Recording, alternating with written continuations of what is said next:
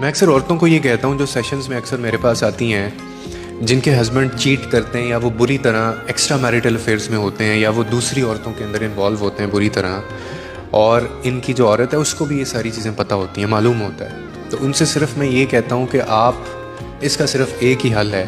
اور وہ یہ ہے کہ آپ خود کو نڈھال کرنے کی بجائے آپ اپنا جو ٹوٹا ہوا آپ کا وجود ہے نا، آپ وہ اٹھائیں اور وہ آپ اللہ کے سامنے لے جائیں،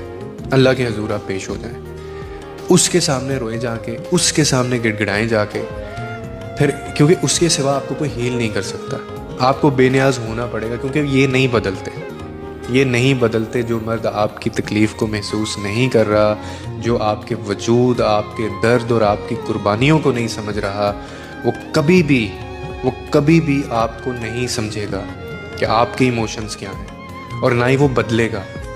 کیونکہ ایسے رشتے جو ہیں نا وہ اینڈ پہ خراب ہی ہوتے ہیں۔ ایسے رشتے میں خود کو نڈھال کر دینا یہ مزید زخموں کے سوا کچھ نہیں دیتا۔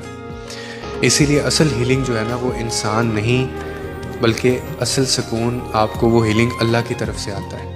صرف وہ اس کے ہاتھ میں ہے۔ اور جب بندہ سچے دل سے اللہ کی طرف لوٹتا ہے نا، تو پھر وہی اللہ آپ کے دل میں اتنی طاقت ڈالتا ہے جس سے انسان دوبارہ جینا سیکھ سکے۔ اگر آپ واپس نہیں جا سکتے نا تو آپ پھر اللہ کے پاس جائیں۔